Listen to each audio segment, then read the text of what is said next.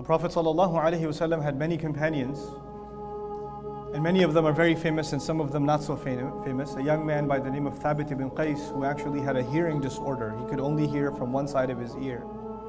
He used to insist that he sits right next to the Messenger ﷺ, so his good ear is on the side of the Prophet ﷺ, so he can hear him. As a matter of fact, Rasulullah ﷺ used to make extra accommodations for him to sit right next to him. And before I even tell you the subject of my khutbah, that's actually a very interesting indication of how Rasulullah ﷺ would put in the first row people that have any kind of handicap.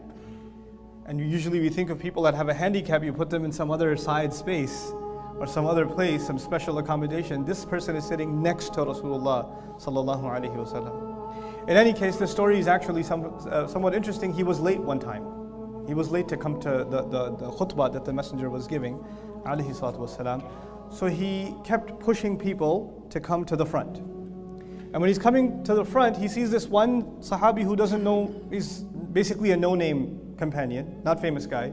So he tells him, move, rudely. Now the person who has the handicap is now being rude. He's saying, move.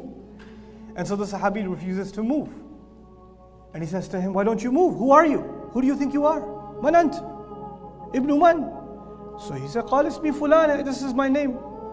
And it's interesting that when he mentioned his name, you'd mention your name in Arabic, you mention who you're the son of. That's how you're identified. So he mentioned, Ana fulan ibn fulan, I'm the so-and-so's son. He goes, oh, that one. Ibn Fulana? Oh, your mom is this woman, right? Now these people, their parents are not Muslim, right? Because they just became Muslims, so their parents are non-Muslims. And if they're non-Muslims, they have history. They have different kinds of lives. So this guy's mother, this Sahabi's mother, she used to have a reputation in some shady circles. And the guy, the one who was moving him, remembered that she's married to that man. So he mentioned her father, his father. He said, oh, I know your father, but I also know your mother. And he said it like that.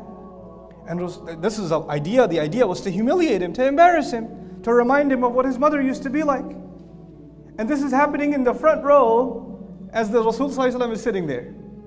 So Rasul ﷺ stops the khutbah and he points to that man and he says, ماذا رأيت? Look around you, what do you see? He asks the Sahabi who insulted the other Sahabi, what do you see? And he says, رأيت الأسود والأبيض والأحمر. I see black, I see white, I see red. In other words, I see all these different people of different ethnicities, different colors, different races. I see all of them. And then Rasulullah says, أَفْضَلُكُمْ عِنْدَ اللَّهِ أَتْقَاكُمْ. The best of you with Allah are the people that have the most taqwa. In other words, Rasulullah crushed this idea of being able to make fun of someone. I'm not saying anything, bro. I'm just saying, that's your mom, right? He was just going to do that much. But Rasulullah stopped him in his tracks. Put it to an end.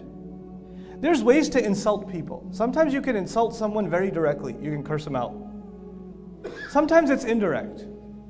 Sometimes you don't even have to use words to insult someone. And as a matter of fact, the most common way of demeaning someone, putting someone down, is not even to use words, to make a face. You can look at people a certain way, and they can know that you're not welcome, or they think of you as inferior. So now, our deen, of course, it tells us what to say and what not to say. But that's not enough. That's just not enough, because sometimes people can actually use good words and still insult you. There's a way to call someone brother. And then we say, move, brother. Brother. You could say the word brother in a kind way, and you could say the same word brother in a demeaning, condescending way. Just because you're using the right word doesn't mean you have the right attitude. You guys know, those of you that are parents know that all too well. When your children say salam to you, there's different ways of saying salam. There's a way that shows respect, and there's Walaikum salam. What did you say? You said Walaikum salam. You did say it, but that's not how you say salam. After Jumu'ah is done, you're trying to get to your shoes. You're just trying to push people out the way so you can get to your shoes because you have an emergency meeting. People's lives are depending on you, so your shoes are very important. So you're pushing people around, and this brother that you push kindly says to you, Assalamu alaikum. Say, Walaikum salam. And you said something nice, may peace be upon you, but there's no peace on your face. There's no peace in the elbow you just threw at him. but you're saying something that you don't mean at all. يبكي العنا كم قد رسمنا بسمة وضاءة كم قد روينا قلب محزون هنا بعطائنا ضحك اليتيم وأشرقت قسمته